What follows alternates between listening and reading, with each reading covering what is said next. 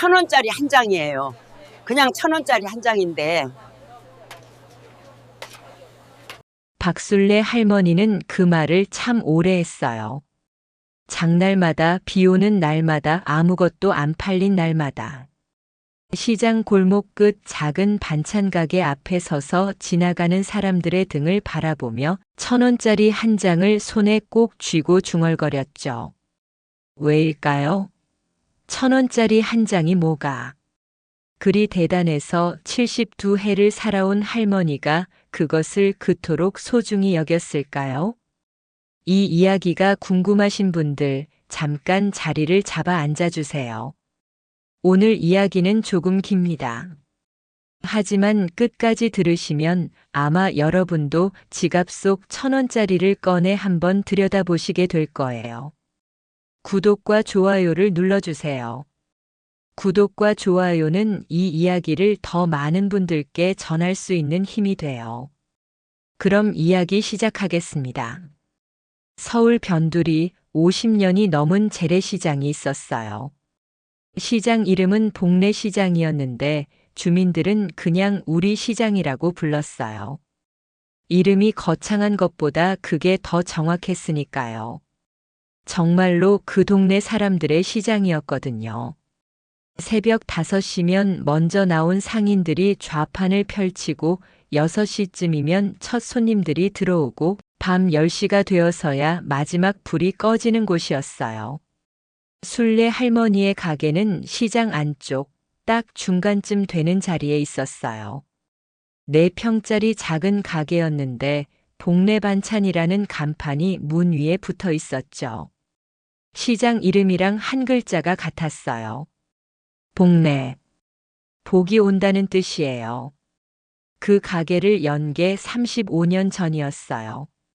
술래 할머니가 37살 되던 해, 남편 박철수 씨가 갑자기 세상을 떠났어요. 공장에서 일하다가 사고가 났어요. 아침에 멀쩡히 도시락을 챙겨 나간 사람이 저녁에 싸늘한 몸으로 돌아왔어요. 그때 딸 미정이가 10살이었고 아들 태수가 6살이었어요. 사람들은 술래 할머니가 무너질 거라고 했어요. 당연히 무너져야 했으니까요. 어린 자식 둘의 빚이 있었고 집도 셋집이었고 아는 기술도 없었어요. 그런데 술래 할머니는 무너지지 않았어요. 딱 사흘을 울었어요. 사흘 동안 밥도 안 먹고 방 안에서 소리 없이 울었어요. 그리고 나흘째 아침에 일어나서 미정이한테 밥을 해줬어요. 시래기 된장국에 계란 프라이. 당시 집에 있던 재료가 그게 다였거든요. 밥을 먹는데 미정이가 물었어요. 엄마, 이제 어떡해? 술래 할머니는 그 질문에 한참 있었어요. 숟가락을 내려놓고 창문 밖을 바라보고 그리고 말했어요. 모르겠다. 그래도 밥은 먹어야지. 지금 생각하면 그게 답이었어요. 모른다고 인정하는 것, 그리고 그러면서도 밥은 먹는 것. 그게 박술래라는 사람의 시작이었어요.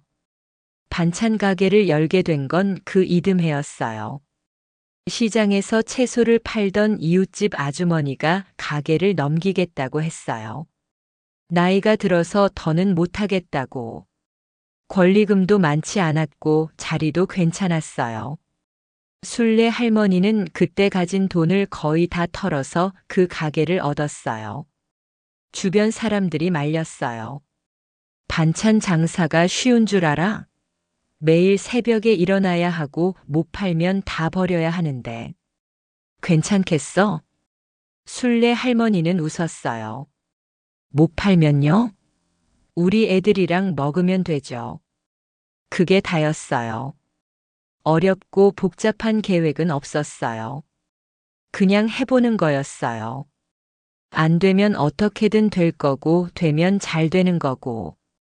처음 몇 년은 정말 힘들었어요. 새벽 4시에 일어나서 시장 도매상에서 재료를 받고 5시부터 반찬을 만들고 6시에 가게를 열었어요. 아이들은 그 시간에 혼자 일어나서 학교를 갔어요. 미정이가 어린 태수를 챙겨서요. 11살짜리가 6살 동생의 밥을 차려주고 가방을 챙겨주고 손을 잡고 학교까지 데려갔어요. 그게 참 마음에 걸렸어요. 순례 할머니는 그 생각을 하면 자다가도 깨어났어요. 저 어린 것들한테 너무 많은 걸 짊어지게 하는 거 아닌가. 그런데 어느 날 저녁이었어요. 가게를 닫고 들어오니까 미정이가 태수한테 밥을 먹이고 있었어요. 숟가락으로 국을 떠먹여주면서 뭔가 이야기를 하고 있었는데 태수가 까르르 웃었어요. 그 웃음소리에 순례 할머니는 문 앞에 서서 한참을 그냥 있었어요. 저 웃음이 있는 한 괜찮다고 생각했어요. 힘들어도 바빠도 아이들이 저렇게 웃을 수 있다면 잘 크고 있는 거라고요. 시간이 흘렀어요. 가게는 조금씩 자리를 잡았어요. 단골이 생기고 솜씨를 알아보는 손님이 늘고 순례 할머니의 반찬은 맛있기로 소문이 났는데 그 비결에 대해 어떤 손님이 물어본 적이 있었어요. 할머니, 어떻게 하면 이렇게 맛있어요? 뭔가 특별한 재료라도 넣으세요? 순례 할머니는 배추를 다듬던 손을 멈추고 생각했어요. 그리고 말했어요. 글쎄요. 저는 만들 때 맛있으라고 생각하면서 만들거든요. 손님이 웃었어요. 농담인 줄 알고요. 그런데 그게 진심이었어요. 순례 할머니는 반찬을 만들 때마다 먹을 사람을 생각했어요. 이걸 누가 먹을까, 어떻게 먹을까, 맛있게 먹으면 얼마나 좋을까. 그 마음이 손끝에 담겼고 그게 맛으로 나왔어요. 적어도 순례 할머니는 그렇게 믿었어요. 모든 것은 마음에서 비롯된다고요. 일체유심조.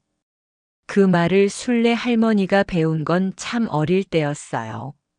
할머니의 어머니, 그러니까 순례 할머니의 친정어머니가 절에 다니는 분이었어요. 집에 작은 불상이 있었고 매일 아침 향을 피웠어요. 어린 순례는 그 연기가 신기하기도 하고 무섭기도 해서 멀찍이서 바라봤는데 어느 날 어머니가 불렀어요. 순례야, 이리 와. 무릎 앞에 앉혀놓고 어머니가 말했어요. 세상에서 제일 강한 게 뭔지 알아? 어린 순례가 생각했어요. 호랑이? 임금님? 고개를 갸웃하니까 어머니가 웃으면서 말했어요. 마음이야. 마음 먹기에 따라서 이 세상이 다 달라 보여. 같은 걸 봐도 어떻게 마음 먹느냐에 따라서 복이 되기도 하고 화가 되기도 하거든. 그때는 무슨 말인지 잘 몰랐어요. 어머니가 돌아가시고 나서 남편이 떠나고 나서 가난한 새벽을 수백 번 맞이하고 나서야 조금씩 알게 됐어요. 그 말이 뭔지를요. 자, 이제 그 1,000원짜리 이야기를 해야겠어요. 그 이야기는 가을이 막 시작되던 어느 날 시작됐어요. 시장 골목에 복동이라는 아이가 있었어요. 8살 2학년짜리 남자아이였는데 집이 시장 바로 옆 낡은 빌라였어요. 아버지는 일찍 떠났고 어머니가 공장에 다녀서 학교 끝나면 혼자 시간을 보내는 아이였어요. 복동이는 순례 할머니 가게를 제 집처럼 드나들었어요. 할머니가 뭔가를 맛보라고 주면 냉큼 받아먹고 심심하면 앉아서 딴짓을 했어요. 순례 할머니는 그 아이가 귀찮지 않았어요. 오히려 생기가 도는 것 같았어요. 아이가 없는 가게는 좀 조용해도 썰렁한 구석이 있었거든요. 그날도 복동이가 왔어요. 학교를 마치고 책가방을 질질 끌면서 가게 앞에 나타났는데 표정이 좀 이상했어요. 보통은 할머니를 보면 할머니 하고 큰 소리로 불렀는데 그날은 말없이 들어와서 구석에 앉았어요. 순례 할머니는 젓갈을 버무리다 말고 흘깃 봤어요. 오늘 학교에서 뭔 일 있었어? 복동이는 가방을 끌어안고 모른 척 했어요. 없어요. 없으면 왜 그 얼굴이야? 한참 있다가 복동이가 말했어요. 할머니, 나쁜 거 훔치면 어떻게 돼요? 술래 할머니가 손을 멈췄어요. 그리고 천천히 복동이 앞에 가서 쪼그려 앉았어요. 눈높이를 맞추고. 누가 훔쳤어? 복동이가 고개를 숙였어요. 나요. 뭘요? 복동이가 가방 안을 뒤적이더니 1,000원짜리 지폐 한 장을 꺼냈어요. 구겨지고 조금 찢어진 1,000원짜리였어요. 친구 필통에 있던 거요. 그 친구 오늘 학교 안 왔는데 필통이 서랍에 있어서 말을 잇지 못했어요. 술래 할머니는 그 1,000원짜리를 받았어요. 손바닥 위에 올려놓고 봤어요. 왜 가져갔어? 편의점에서 아이스크림 사 먹고 싶었어요. 엄마한테 말하면 돈 없다고 할 것 같아서. 8살짜리가 그 말을 할 때 그 표정이 얼마나 작아 보였는지 몰라요. 술래 할머니가 1,000원짜리를 복동이한테 돌려줬어요. 내일 학교 가면 제일 먼저 이거 돌려줘요. 친구한테. 친구가 화내면요? 화낼 수도 있지. 그래도 돌려줘야 해. 복동이가 그 돈을 꼭 쥐었어요. 그리고 복동아. 술래 할머니가 다시 일어서면서 말했어요. 아이스크림 먹고 싶으면 할머니한테 말해. 할머니가 사줄게. 복동이가 멀뚱히 올려다봤어요. 진짜요? 진짜지. 근데 공짜는 없어. 할머니 반찬통 씻어줘야 해.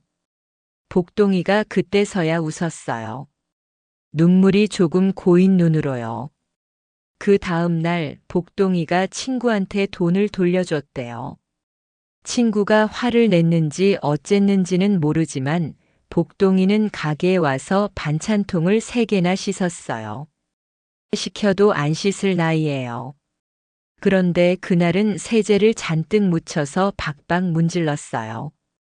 다 씻고 나서 복동이가 술래 할머니한테 말했어요. 할머니, 나 이제 뭔가 훔치면 막 마음이 쿵 할 것 같아요. 술래 할머니가 웃었어요. 그게 양심이야. 그 쿵 하는 소리 평생 잊지 마. 그리고 약속대로 아이스크림을 사줬어요. 편의점에서 제일 비싼 거로요. 근데 그게 끝이 아니었어요. 그 1,000원짜리가 다시 나타났거든요. 며칠 뒤 복동이가 가게에 왔을 때 손에 1,000원짜리를 들고 있었어요. 그런데 아까 봤던 그 구겨진 1,000원짜리하고는 달랐어요. 새 것처럼 반듯했어요. 할머니, 이거요. 뭔데? 어제 학교에서 그 친구가 줬어요. 내가 돌려줬던 거를 다시 줬어요.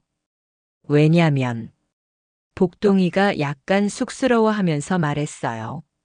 내가 솔직하게 말했거든요. 아이스크림 먹고 싶었다고. 그러니까 걔가 그러더라고요. 그럼 같이 사 먹자고.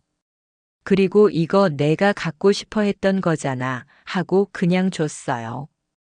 술래 할머니가 그 1,000원짜리를 다시 봤어요. 솔직하게 말했더니 돌아왔어요. 그것도 더 좋은 모양으로. 복동아, 이 돈 잘 가지고 있어. 함부로 쓰지 말고. 왜요? 그냥 1,000원인데요. 1,000원이 아니야. 이건 내가 용기를 내서 돌려받은 거야.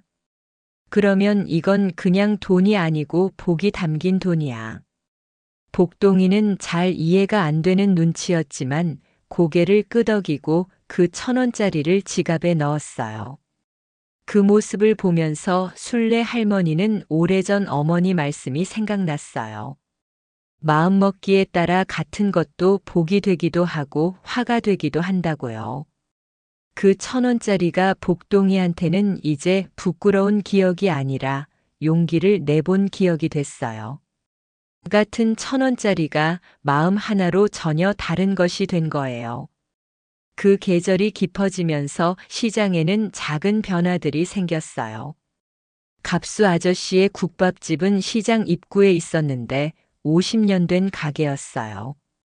갑수 아저씨는 순례 할머니보다 3살이 위였지만 시장에 들어온 건 순례 할머니가 먼저였어요.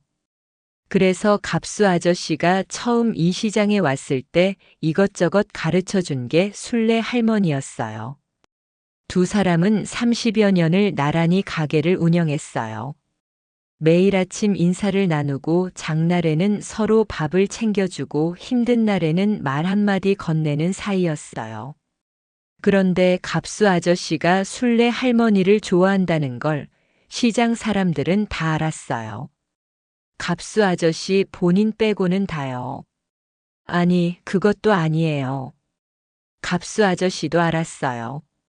다만 말하지 않았을 뿐이에요. 왜 말을 안 했느냐고요? 그게 참 복잡한 문제였어요.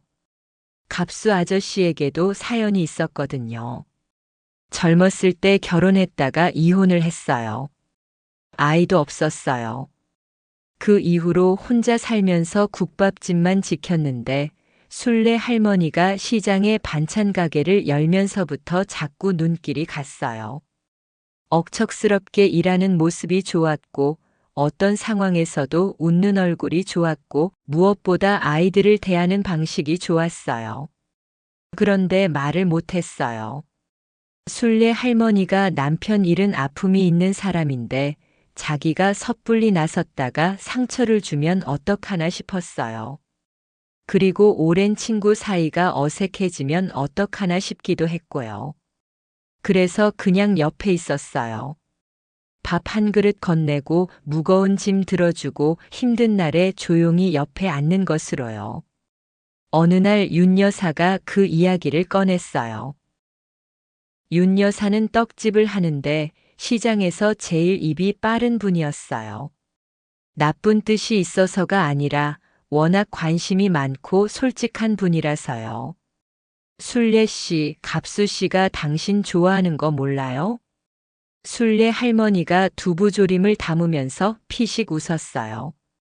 그런 말 어디서 들으셨어요? 들을 데가 어디 있어. 눈에 다 보이는데. 순례 할머니가 대꾸하지 않았어요. 싫어요? 윤 여사가 물었어요. 좋으면 표정이 그게 아닌데. 순례 할머니가 뚜껑을 닫으면서 말했어요. 여사님, 저 나이에 무슨 그런 이야기예요. 나이가 무슨 상관이에요. 사람이 사람을 좋아하는데 나이 제한 있어요? 순례 할머니는 그 대화를 그냥 흘렸어요. 그리고 저녁에 가게 불을 끄면서 잠깐, 아주 잠깐 갑수 아저씨 가게 쪽을 봤어요. 불이 켜져 있었어요. 늦게까지 일하는 사람이었어요. 순례 할머니는 그냥 돌아서서 집으로 갔어요. 딸 미정이가 가끔씩 내려왔어요. 한 달에 한 번 정도 서울에서 시외버스를 타고 와서 하룻밤 자고 올라가는 시기였어요. 미정이는 서울 회사에 다니고 있었는데 일이 많고 바빠서 자주는 못 왔어요. 그날도 미정이가 와 있었어요. 저녁을 같이 먹으면서 이런저런 이야기를 하다가 미정이가 한마디 했어요. 엄마, 이제 가게 그만하지. 몸도 힘들 텐데. 순례 할머니가 국을 떠먹으면서 말했어요. 어디 아픈 데 있다고? 아픈 게 문제가 아니잖아. 새벽마다 일어나고 저녁 늦게까지 서 있고. 이제 나이도 있는데. 나이가 어때서? 엄마는 나이를 아무데나 갖다 붙이는 것만 싫어해. 순례 할머니가 웃었어요. 맞지 않는데 갖다 붙이면 안 되지. 일을 못할 나이는 아직 아니야. 미정이가 젓가락을 내려놓았어요. 엄마, 나 솔직하게 물어볼게. 물어봐. 가게 실제로 얼마나 남아요? 요즘 시장 손님도 줄었다고 하던데. 그냥 버티는 거 아니에요? 순례 할머니가 미정이를 봤어요. 한참을요. 그리고 말했어요. 버티는 거랑 살아가는 거는 달라. 뭐가 달라요? 버티는 건 그냥 견디는 거고 살아가는 건 그 안에서 뭔가를 만들어가는 거야. 나는 지금 살아가는 거야. 미정이가 한숨을 쉬었어요. 이런 대화를 전에도 여러 번 했어요. 엄마는 늘 이렇게 말하고 자신은 늘 답답하고. 엄마가 그렇게 긍정적인 거는 좋아. 근데 현실이 있잖아. 가게 임대료는요? 재료값은요? 사람 못 쓰고 혼자 다 하시잖아요. 미정아. 순례 할머니가 딸의 이름을 불렀어요. 밥그릇을 내려놓고 미정이를 똑바로 보면서요. 엄마가 지금 불행해 보이냐? 미정이가 대답을 못했어요. 힘들어 보여? 엄마는 지금 매일 아침이 기다려. 오늘은 어떤 사람이 올까? 오늘은 뭘 맛있게 만들까? 그게 좋아서 하는 거야. 돈이 많이 남아서 하는 게 아니고. 미정이가 눈을 내리깔았어요. 엄마 속이 안 보여서 그래요. 내 속이 왜? 그 나이에 이 힘든 일을 하면서 어떻게 매일 좋을 수 있어요? 그게 말이 되냐고요. 순례 할머니가 조용히 웃었어요. 그게 말이 안 되는 것처럼 들리지. 근데 미정아, 엄마는 좋지 않은 날도 있어. 힘든 날도 있고 서글픈 날도 있어. 미정이가 고개를 들었어요. 그런데도 그게 좋다고 하는 거야? 그런데도. 아니, 그러면서도. 순례 할머니가 창밖을 봤어요. 사람 마음이라는 게 말이야. 잘 쓰면 같은 상황도 달리 보여. 그게 사실이야. 엄마는 그걸 경험해봐서 알아. 미정이는 그날 그 말을 충분히 이해하지 못했어요. 이해하게 되는 건 나중의 일이에요. 시장에 소문이 돌기 시작한 건 그 겨울 초입이었어요. 시장 한가운데 있는 큰 자리에 편의점이 들어온다는 이야기였어요. 건물주가 바뀌면서 임대료가 올랐고 거기 있던 생선 가게가 결국 나가게 됐는데 그 자리에 프랜차이즈 편의점이 들어오기로 했다는 거였어요. 처음에는 그냥 소문이려니 했어요. 그런데 얼마 지나지 않아 현수막이 붙었어요. 입점 예정이라는 글씨가 선명하게요. 시장 상인들 사이에서 술렁였어요. 편의점이 들어오면 우리 어떡해. 외지 자본이 들어오면 임대료도 다 올라가잖아. 저쪽 구역 분들은 어디로 가요? 윤 여사가 제일 들고 일어났어요. 이게 말이 됩니까? 전통시장의 편의점이라니. 우리 다 같이 반대해야지요. 상인의 회의가 열렸어요. 거의 다들 반대였어요. 그런데 막상 어떻게 반대할 것인지에 대해서는 의견이 갈렸어요. 순례 할머니는 회의 내내 말을 잘 안 했어요. 집에 돌아와서 밤에 혼자 생각했어요. 무섭지 않으면 거짓말이에요. 편의점이 생기면 반찬 매출이 줄겠죠. 반찬은 마트에서도 팔고 편의점에서도 팔거든요. 가격도 대형 업체가 더 싸게 할 수 있고요. 그런데 그것과 별개로 순례 할머니는 반대 운동을 크게 하고 싶은 마음이 들지 않았어요. 반대해서 막을 수 있는 것도 아니고 막는다고 해서 세상이 달라지는 것도 아니었어요. 편의점이 들어오면 들어오는 대로 그것과 싸울 게 아니라 자신이 가진 것으로 더 잘해야 한다고 생각했어요. 다음 날 가게를 열면서 순례 할머니는 새로운 반찬 한 가지를 더 만들었어요. 편의점에서 절대 못 파는 반찬이요. 직접 담근 묵은지로 만든 제육볶음이었어요. 손이 많이 가고 대량으로 만들기 어려운 그런 반찬이었어요. 갑수 아저씨가 지나가다가 물었어요. 순례 씨, 뭐 새로 만들었어요? 제육볶음이요. 드셔보세요. 갑수 아저씨가 한 점 집어먹더니 눈이 동그래졌어요. 이야, 이거 진짜 맛있는데. 어떻게 만들었어요? 묵은지가 포인트예요. 3년 묵은 거요. 갑수 아저씨가 또 한 점 집었어요. 이런 거는 편의점에서 못 파네. 그렇죠. 술래 할머니가 웃었어요. 갑수 아저씨도 그 마음을 알아챈 거예요. 그 제육볶음은 그날 오후 1시간 만에 다 팔렸어요. 편의점 공사가 시작됐어요.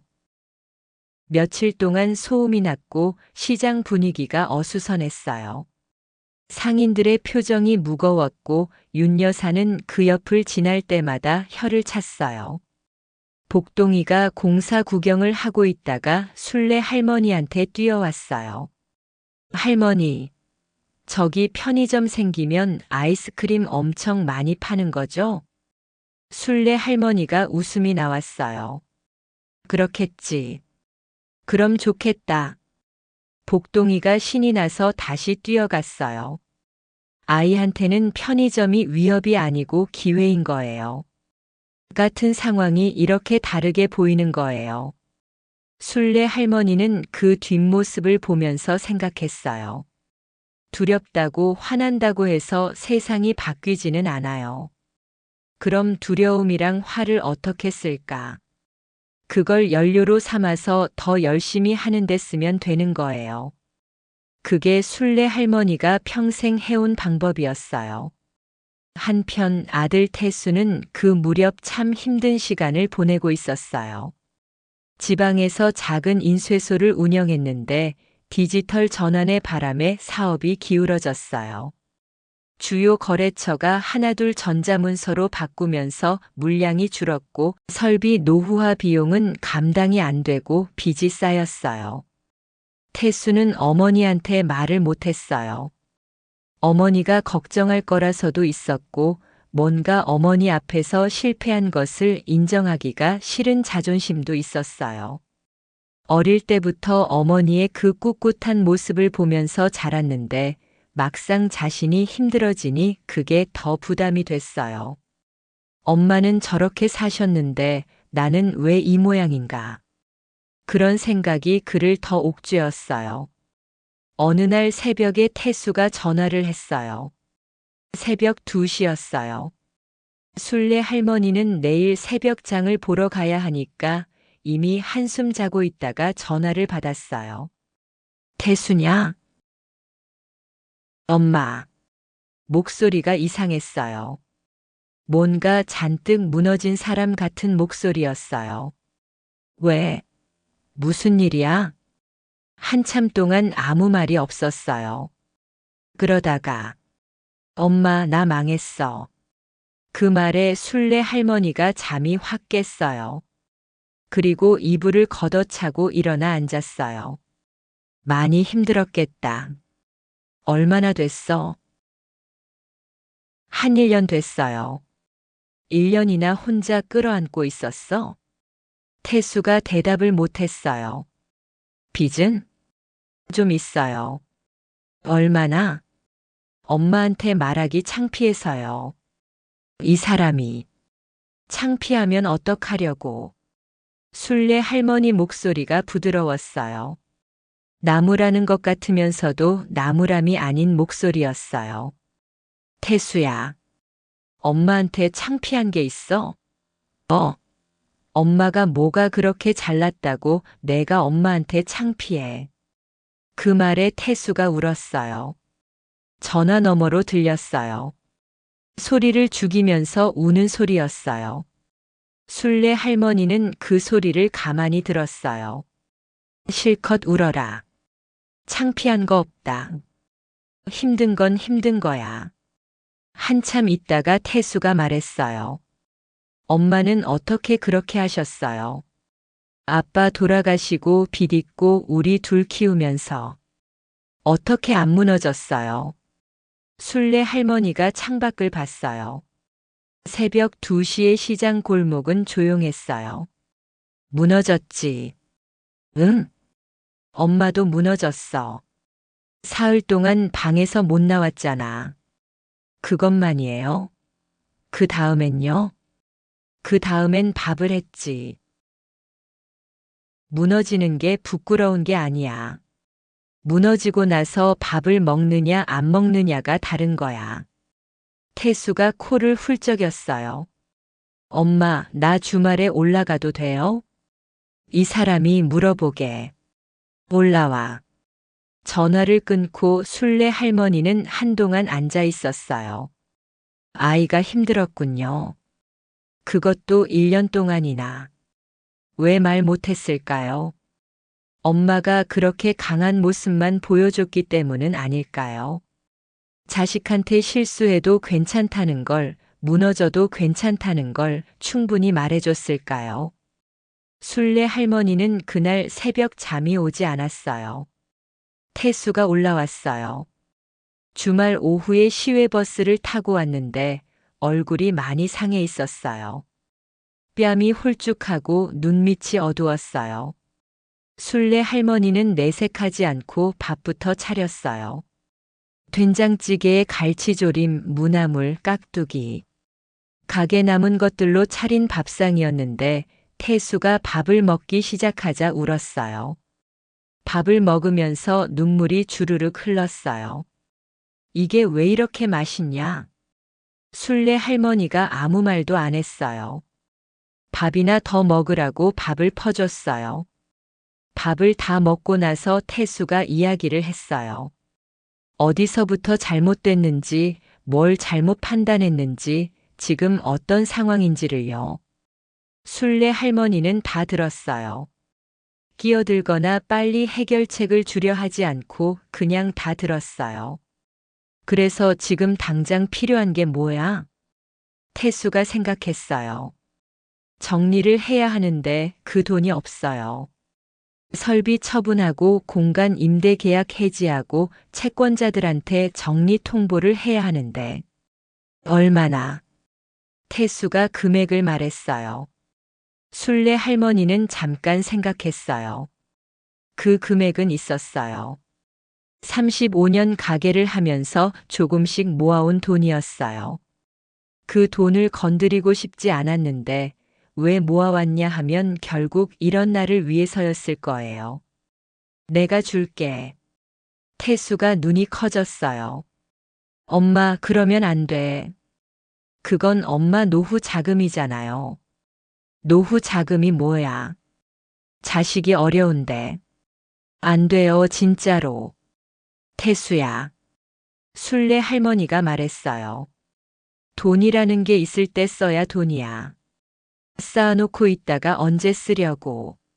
지금 내가 이 돈이 필요하면 이게 지금 쓰일 때가 된 거야. 태수가 대꾸하지 못했어요. 빌려주는 거야. 나중에 괜찮아지면 줘도 되고 못 주면 그냥 내가 준 거야. 어차피 내 자식 건데. 그날 저녁 태수는 시장을 한 바퀴 돌았어요. 어릴 때 어머니 손을 잡고 다녔던 시장이에요. 그때는 이 시장이 참 좁고 초라해 보였어요. 대형마트에 가면 다 있는데 왜 엄마는 여기서만 사느냐고 투정도 부렸어요. 지금 보니 달랐어요. 할머니, 할아버지들이 좌판 앞에 앉아서 손님을 기다리고 있었어요. 해가 기울면서 그 옆으로 따뜻한 빛이 내려앉았어요.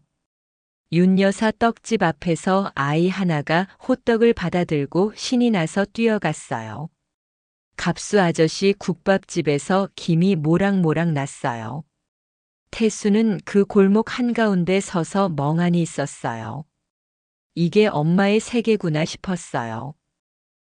35년 동안 이 작은 세계에서 사람을 대하고 반찬을 만들고 복을 빌고 살아왔구나. 태수는 어머니 가게 앞에 다시 왔어요. 가게 불이 켜져 있었어요.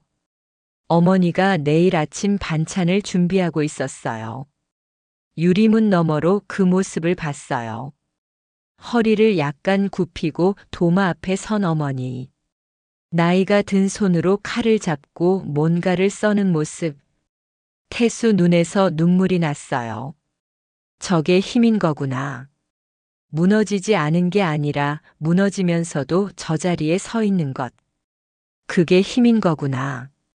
그 겨울 편의점이 문을 열었어요. 예상대로 시장 분위기가 잠깐 어수선했어요. 손님들이 편의점 쪽으로 구경을 갔고 몇몇 상인들은 매출이 줄었다고 했어요.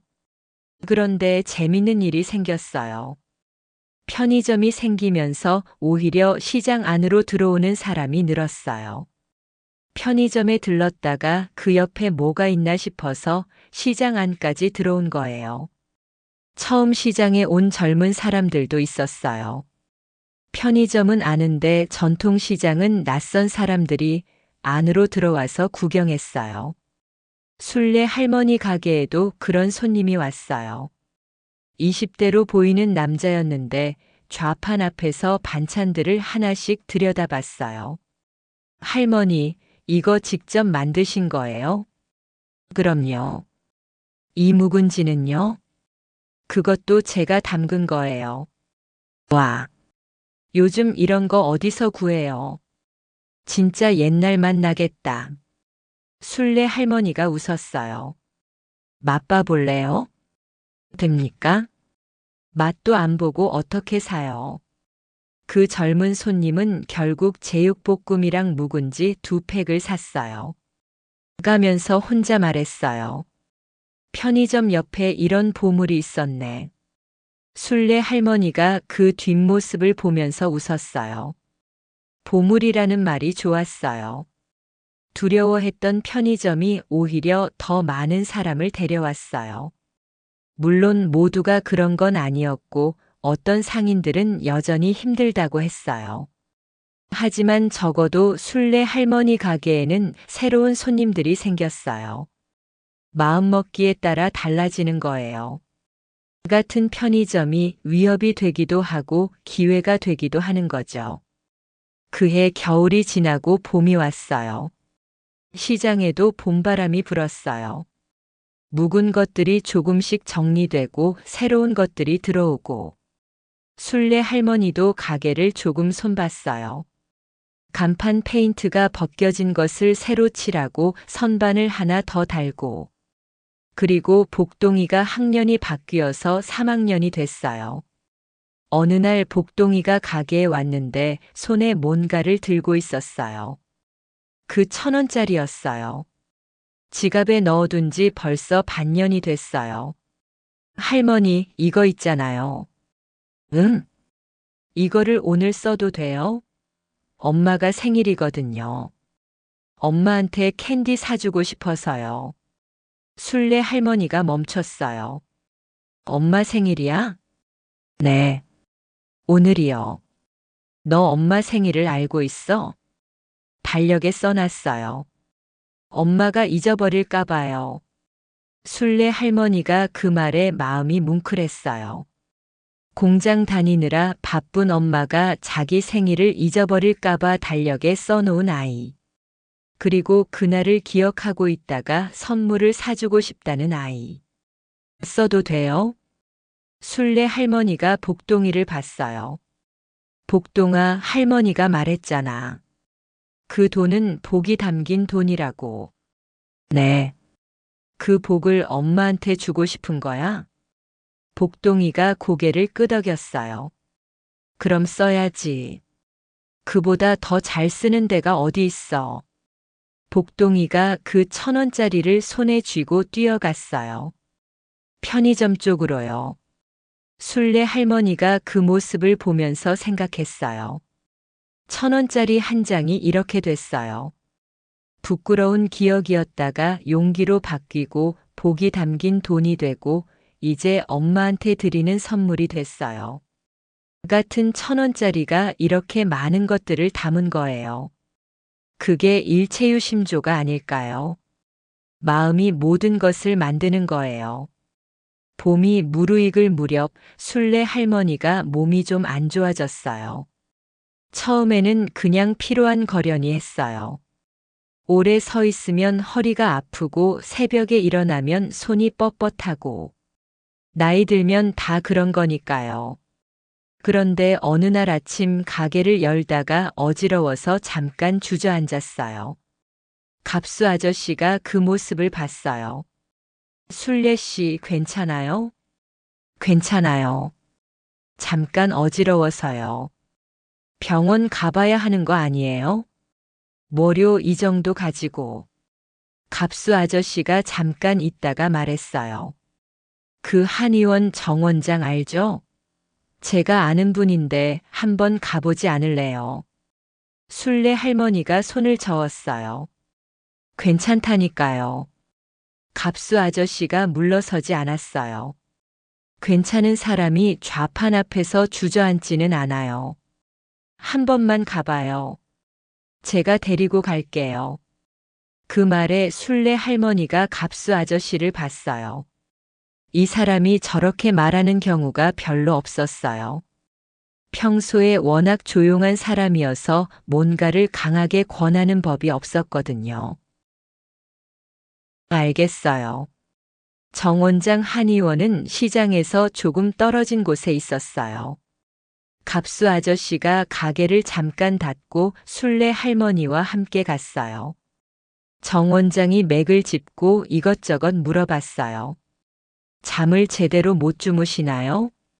그건 원래 못 자요. 밥은요? 일하다 보면 끼니를 거를 때가 있어요. 피로는요? 늘 피로하지요. 정 원장이 팔을 내려놓으며 말했어요. 기력이 많이 떨어지셨어요. 당장 심각한 건 아닌데 지금처럼 계속 무리하시면 안 돼요. 새벽에 일어나시는 거 줄이시고 제때 드시고 주무셔야 해요. 가게를 어떻게 줄여요?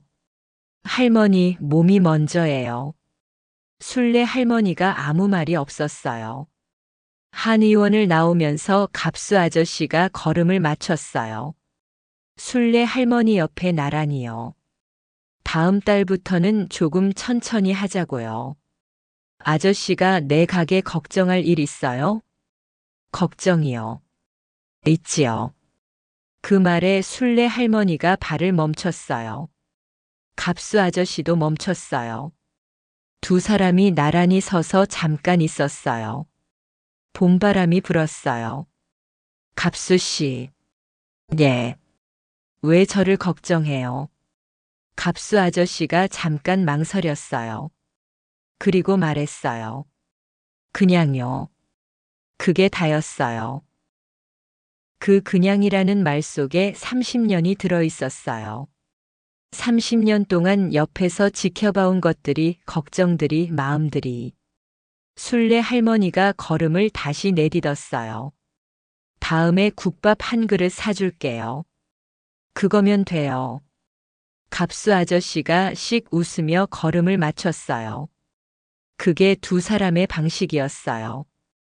긴 말을 하지 않고 국밥 한 그릇으로 마음을 전하는 방식이요. 미정이가 그 다음 주에 내려왔을 때 순례 할머니가 몸이 안 좋다는 걸 알았어요. 어머니 얼굴이 전보다 피곤해 보였고 움직임이 조금 느려진 것 같았어요. 엄마 어디 아프지 않아요? 안 아파. 표정이 왜 그래요? 피곤하지. 당연하지. 미정이가 엄마를 보면서 뭔가를 결심한 것 같았어요. 엄마, 나 서울 올라가기 전에 할 말이 있어. 말해봐. 나 회사 그만두려고요. 순례 할머니가 반찬을 담다가 고개를 들었어요. 뭐? 오래 생각했어요. 엄마 혼자 여기 있고 엄마 몸도 안 좋아지고 나도 회사 일이 힘들었고 그렇다고 회사를 그만둬? 여기 내려와서 엄마 도우면서 지내고 싶어요. 순례 할머니가 한참 딸을 봤어요. 나 도우려고? 그것도 있고요. 저도 좀 쉬고 싶어요. 그리고 미정이가 잠깐 멈췄어요. 엄마 보면서 배우고 싶어요. 어떻게 그렇게 사는 건지. 순례 할머니가 숟가락을 내려놓았어요. 그 말이 이상하게 가슴에 걸렸어요. 어머니가 뭔가를 가르쳐 온 게 아니에요. 그냥 살아온 거였는데 그걸 배우고 싶다고 하니까요. 일단 서울 올라가서 잘 생각해봐. 회사는 쉽게 그만두는 게 아니야. 이미 많이 생각했어요. 그래도 미정이가 어머니 눈을 봤어요. 엄마, 나한테 그런 말 한 적 있었잖아요. 어떻게 사는 건지 모르겠을 때 일단 밥이나 먹는다고. 순례 할머니가 가만히 있었어요. 나 그게 답인 것 같아요. 그냥 지금 내가 있어야 할 자리에 있는 거. 지금 제 자리는 여기인 것 같아요. 그날 밤 순례 할머니는 오래 잠을 못 잤어요. 딸이 내려온다고 하는데 왜 마음이 무거웠을까요? 좋아야 하는데요. 아마 이런 생각이었을 거예요. 자식이 자신 때문에 자기 삶을 줄이는 것 같아서 그게 마음에 걸린 거였어요. 하지만 그건 또 다른 오해일 수 있어요. 딸이 온다는 게 딸의 삶이 줄어드는 게 아니라 딸이 새로운 선택을 하는 거니까요. 마음먹기에 따라 달라지는 거죠. 같은 상황도 어떻게 받아들이느냐에 따라서요. 그 여름 미정이가 서울을 정리하고 내려왔어요. 시장 골목에 작은 월세방을 얻었어요. 순례 할머니 집에서 걸어서 5분 거리였어요. 처음 며칠은 어색했어요. 어머니와 딸이 함께 일하는 게 생각보다 쉽지 않았어요. 서로 방식이 달랐어요. 순례 할머니는 손맛으로 간을 맞추는데 미정이는 계량을 하려 들었어요. 엄마 레시피가 있어야 매번 똑같이 나오잖아요. 손으로 하면 매번 달라도 맛있어. 그게 무슨 논리예요? 오래 해보면 알아.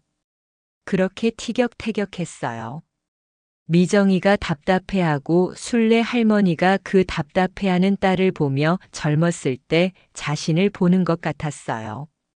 그러던 어느 날이었어요. 미정이가 혼자 가게를 보고 있었어요. 순례 할머니가 잠깐 자리를 비웠을 때였는데 손님이 왔어요. 나이 드신 할아버지였는데 달랑 1,000원짜리를 들고 왔어요. 아가씨, 이걸로 뭘 살 수 있나요? 미정이가 좌판을 봤어요. 1,000원으로 살 수 있는 건 거의 없었어요. 반찬들이 다 3,000원부터 시작했거든요.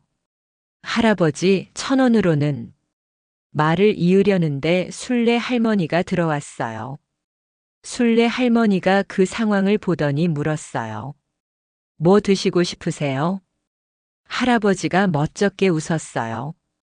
오늘 하도 입맛이 없어서 뭔가 반찬이 있으면 밥을 먹을 것 같아서요. 순례 할머니가 잠깐 생각했어요. 그리고 냉장고에서 조금 남은 시금치 나물과 멸치볶음을 꺼냈어요. 작은 반찬통에 조금씩 담았어요. 이거 가져가세요. 이게 1,000원이에요? 네. 미정이가 그 모습을 봤어요. 그 반찬은 적어도 3,000원어치는 됐어요. 어머니가 손해를 보고 드린 거예요. 할아버지가 가고 나서 미정이가 물었어요. 엄마, 왜 그랬어요? 그건 1,000원어치가 아니잖아요. 순례 할머니가 빈 반찬통을 씻으면서 말했어요. 그분이 1,000원을 가지고 여기 온 거야. 그 마음이 있어서 왔잖아. 그 마음을 빈손으로 보내면 안 되지. 미정이가 한동안 아무 말이 없었어요. 엄마, 그렇게 하다가는 가게가 안 돼요. 미정아, 그 할아버지가 내일 다시 올까 안 올까? 미정이가 생각했어요. 올 것 같아요. 오면 그때 제대로 사가실 거야. 처음 오신 분들은 이렇게 하는 거야. 그건 계산이 아니었어요. 전략도 아니었어요. 그냥 사람을 그렇게 대하는 거였어요. 1,000원을 들고 온 마음을 귀하게 여기는 거였어요. 그 할아버지는 다음 날 또 왔어요. 이번에는 3만 원어치를 샀어요. 미정이가 그 모습을 보면서 조용히 있었어요. 이해가 됐어요? 순례 할머니가 물었어요. 조금요. 조금이면 됐어. 그 여름이 지나면서 미정이가 조금씩 달라졌어요. 계량을 줄이고 손맛을 배우기 시작했어요. 손님들 이름을 외우고 이것저것 물어봤어요. 좋아하는 반찬이 뭔지, 가족이 몇이나 되는지. 처음에는 그게 왜 필요한지 몰랐어요. 그냥 반찬을 팔면 되지 않나 싶었어요. 그런데 이름을 알면 그 사람을 생각하면서 반찬을 만들게 됐어요. 박 아주머니는 짜게 드시는 걸 싫어하시니까 간을 좀 약하게 하고, 이 어르신은 치아가 안 좋으시니까 무르게 익히고, 그렇게 만든 반찬을 드셨을 때 손님들의 표정이 달랐어요. 어머, 이거 딱 내 입맛이네. 어떻게 알았어요? 그냥요. 미정이도 이제 그 그냥의 의미를 조금 알 것 같았어요. 마음이 들어가면 맛이 달라지는 거예요. 가을이 왔어요. 시장에 단풍잎이 그려진 현수막들이 걸리고 제철 식재료들이 들어왔어요. 고구마, 배추, 사과, 각종 버섯들. 순례 할머니가 오랜만에 몸이 좋아졌어요. 미정이가 새벽 준비를 돕고 저녁 정리도 같이 하면서 순례 할머니의 부담이 줄었어요. 거기에 정 원장이 지어준 한약도 효과가 있었는지 아침에 일어날 때 어지럽지 않았어요. 갑수 아저씨가 아는 척했어요. 요즘 안색이 좋아졌네요. 딸이 내려와서요. 잘 됐네요. 두 사람이 나란히 서서 시장 구경을 하는 일이 많아졌어요. 저녁장이 끝나갈 무렵 각자 가게 정리를 마치고 골목에서 마주치면 조금 걷기도 했어요. 윤 여사가 그걸 놓치지 않았어요. 저 두 분 요즘 자주 붙어 다니네. 미정이가 그 말을 들었어요. 저녁에 순례 할머니한테 슬쩍 물었어요. 엄마, 갑수 아저씨 괜찮은 사람이죠? 순례 할머니가 오이를 썰다가 말했어요. 왜요? 그냥요. 그냥은 뭐가 그냥이야. 그냥 좋은 사람 같아서요. 엄마 많이 챙겨주잖아요. 순례 할머니가 한동안 말이 없었어요. 좋은 사람이지. 그게 다예요? 그래. 미정이가 더 묻지 않았어요. 그냥 웃었어요. 어머니가 그 사람을 좋아한다는 걸 어머니 표정에서 알 수 있었어요. 그리고 그게 어머니 삶의 또 다른 봄이면 좋겠다고 생각했어요. 그런데 그 가을 갑수 아저씨가 갑자기 가게를 닫겠다고 했어요. 소식이 퍼졌을 때 시장이 술렁였어요. 갑자기 왜요? 50년 됐다고 하더라고요. 이제 쉬고 싶다고. 몸이 안 좋으신가요? 갑수 아저씨는 몸이 아픈 게 아니었어요. 그냥 쉬고 싶다고 했어요. 50년 동안 하루도 쉬지 않고 국밥을 끓였으니까요. 마지막 날이 정해졌어요. 2주 뒤였어요. 시장 사람들이 마지막 날 갑수 아저씨 국밥집에 모였어요.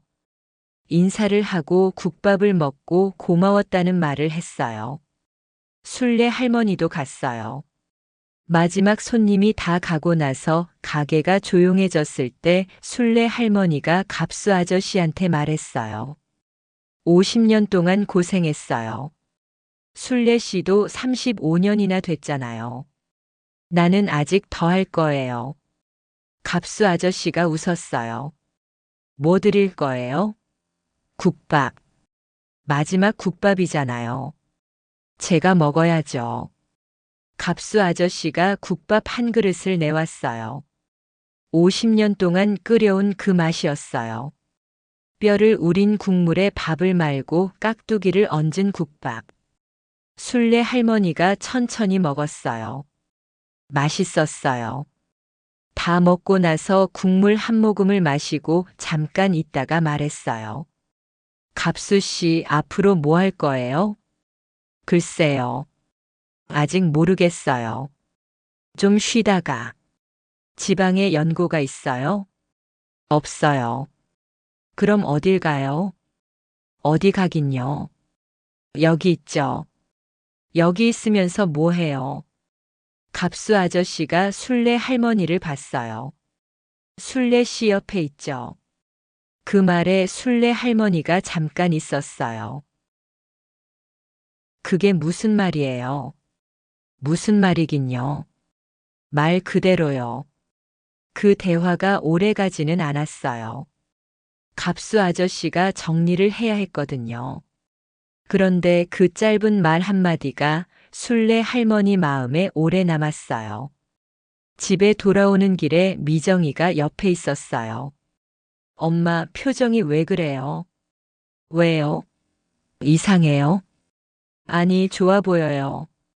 오랜만에 보는 표정이에요. 순례 할머니가 손을 저었어요. 이상한 소리 하지 마요. 그런데 집에 들어와서 혼자가 됐을 때 거울 앞에 잠깐 섰어요.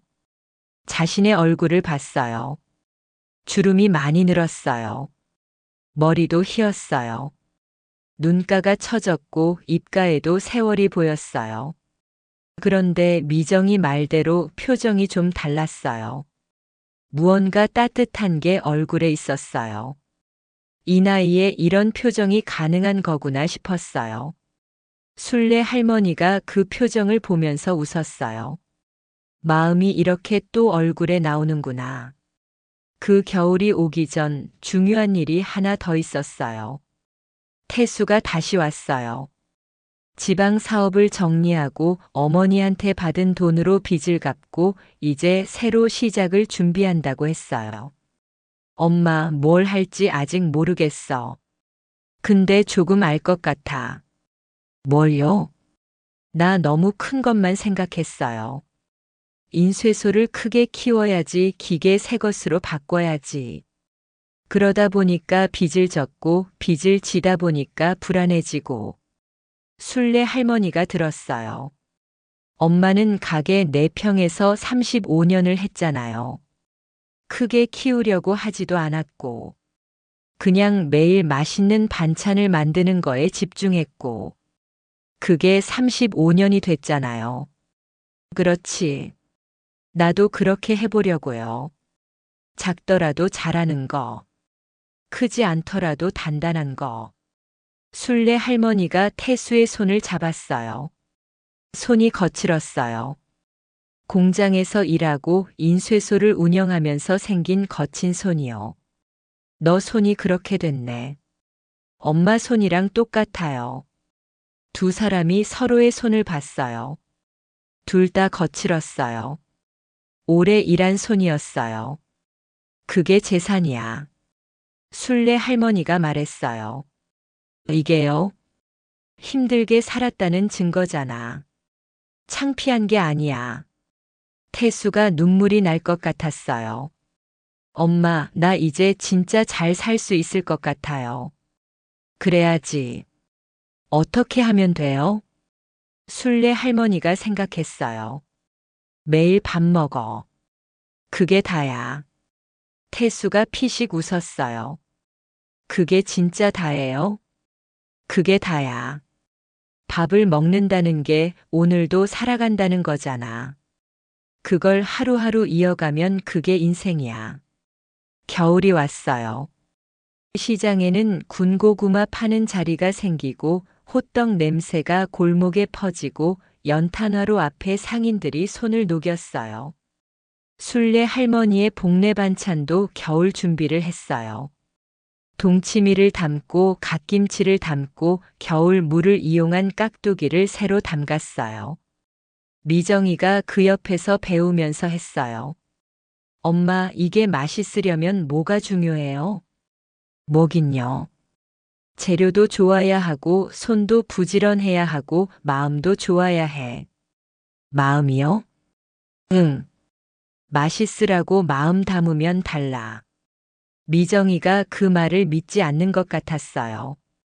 그러면서도 손을 더 정성스럽게 움직였어요. 믿는 게 아니라 해보는 거예요. 그것만으로도 충분해요. 그해 겨울 어느 저녁 시장 상인들이 한자리에 모였어요. 연말이면 하는 모임이었어요.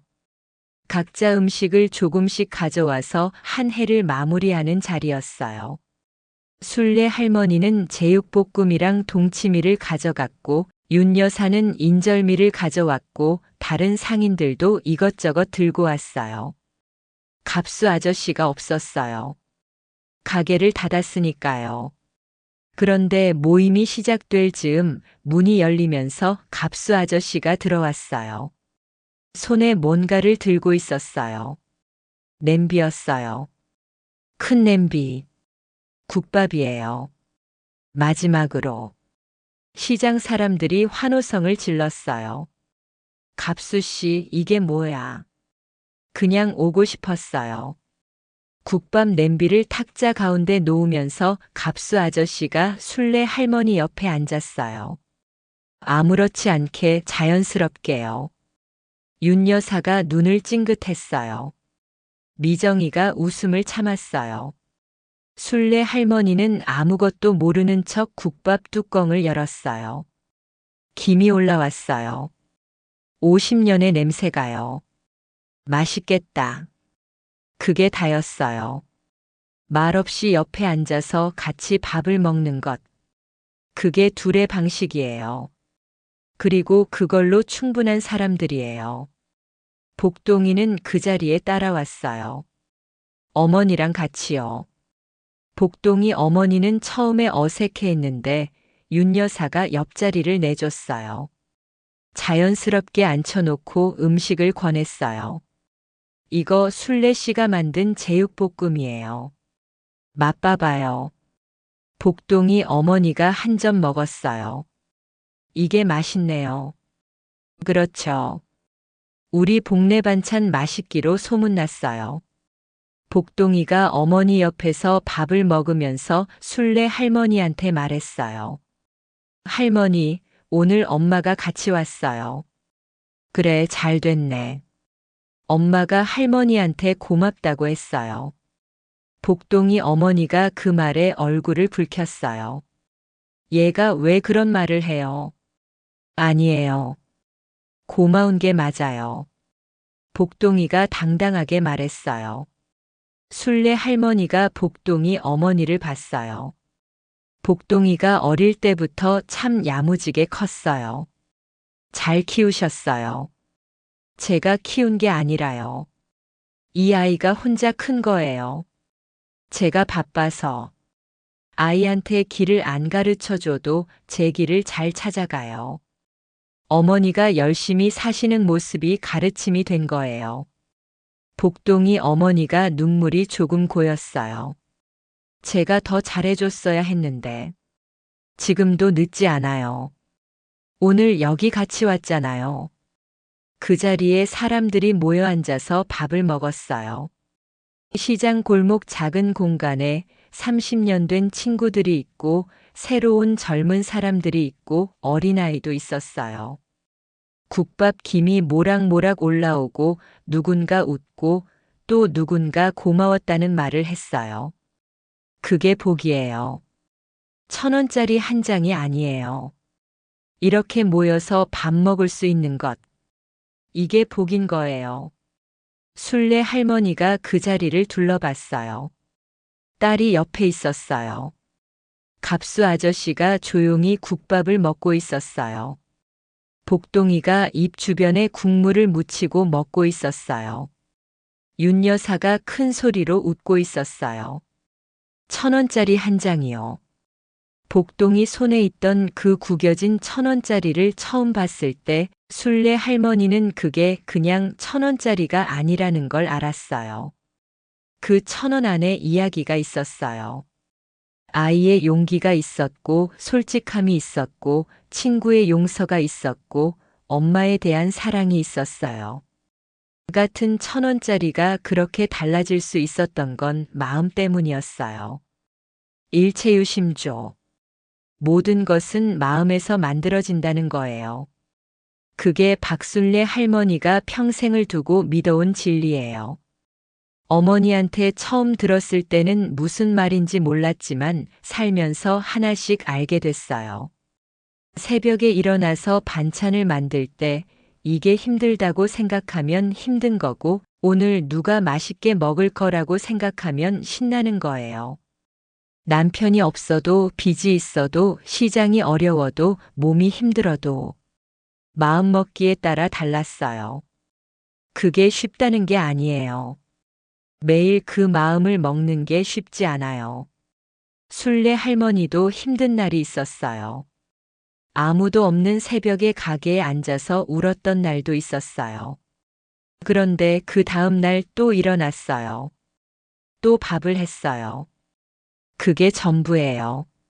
무너지지 않는 게 강한 게 아니에요. 무너지고 또 일어나는 게 강한 거예요. 봄이 왔다가 여름이 가고 가을이 오고 겨울이 지나고 그렇게 몇 해가 흘렀어요. 복동이는 중학생이 됐어요. 키가 훌쩍 컸고 목소리가 굵어졌어요. 그래도 순례 할머니 가게는 여전히 들렸어요. 가끔씩요. 할머니, 저 왔어요. 왔어? 많이 컸네. 할머니, 저 1,000원짜리 아직도 가지고 있어요.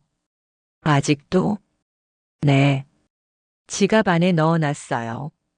나중에 제 아이한테 줄 거예요. 순례 할머니가 웃었어요. 그때 가서도 기억하겠어? 기억하죠. 그게 제 첫 번째 용기잖아요. 아이가 그 말을 하는 것을 보면서 순례 할머니는 생각했어요. 1,000원짜리 한 장이 이렇게 됐어요. 한 아이의 첫 번째 용기의 기억이 됐고, 그게 다음 세대까지 이어질 거예요. 돈의 가치가 아니에요. 그 돈에 담긴 마음의 가치예요.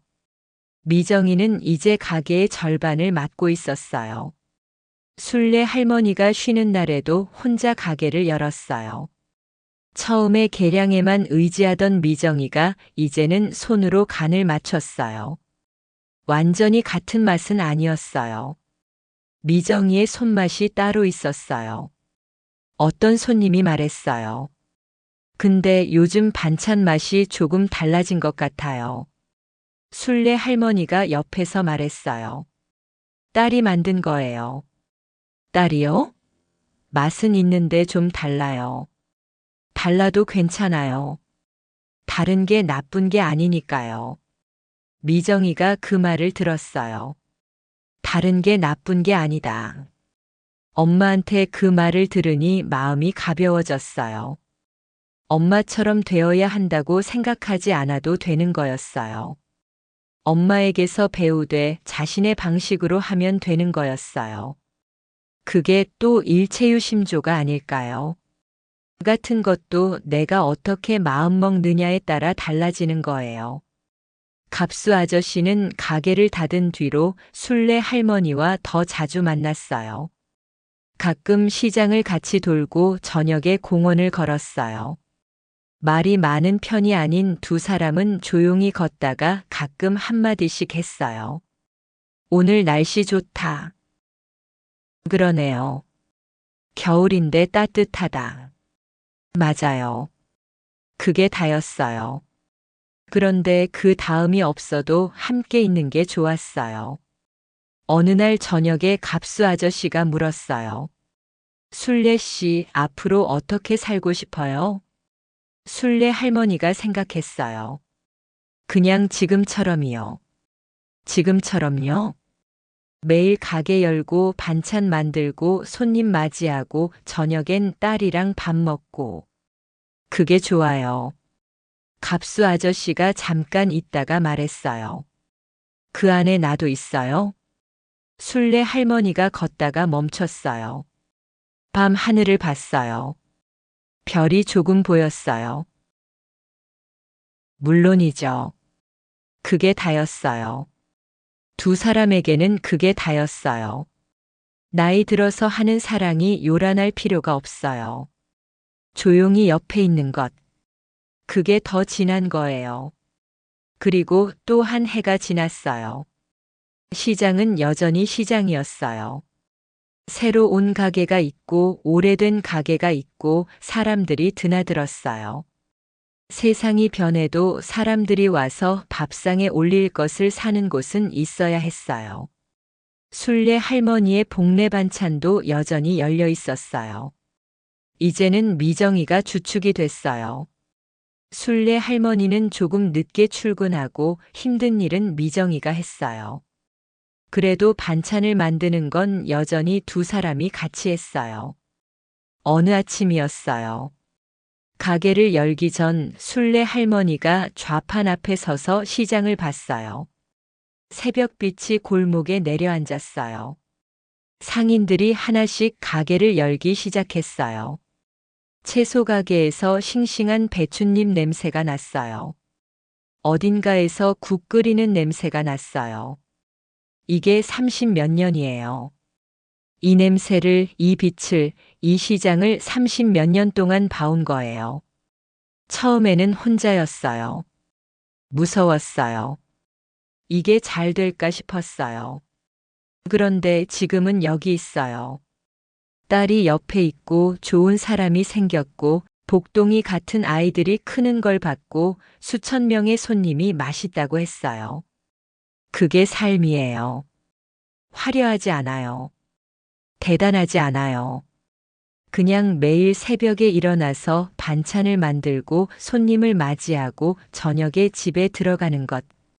그런데 그 안에 전부가 있어요. 사람이 있고 마음이 있고 복이 있어요. 순례 할머니가 그 아침에 가게 문을 열었어요. 그리고 중얼거렸어요. 오늘도 잘 부탁해요. 누구한테 하는 말인지 몰라요. 시장한테, 반찬한테, 하늘한테, 아니면 그냥 오늘 하루한테. 그래도 그 말이 맞는 말이에요. 매일 그렇게 시작하는 거예요. 잘 부탁해요 라고. 이 이야기를 끝까지 들어주신 여러분 정말 감사해요. 박순례 할머니의 이야기는 아주 특별한 이야기가 아니에요. 어쩌면 우리 주변 어디에나 있는 이야기일 거예요. 동네 시장 골목 어딘가에 새벽부터 불을 켜고 반찬을 만드는 사람이 있을 거예요. 그 사람들의 이야기가 이런 거예요. 화려하지 않지만 단단한 이야기요. 1,000원짜리 한 장. 오늘 지갑을 열어서 한번 꺼내보세요. 그리고 생각해 보세요. 이 1,000원짜리에 어떤 마음을 담을까라고. 마음이 모든 것을 만들어요. 일체유심조. 그게 박순례 할머니가 30몇 년 동안 전통시장 4평짜리 가게에서 증명해 온 거예요. 여러분의 오늘도 따뜻한 마음으로 가득하길 바랍니다.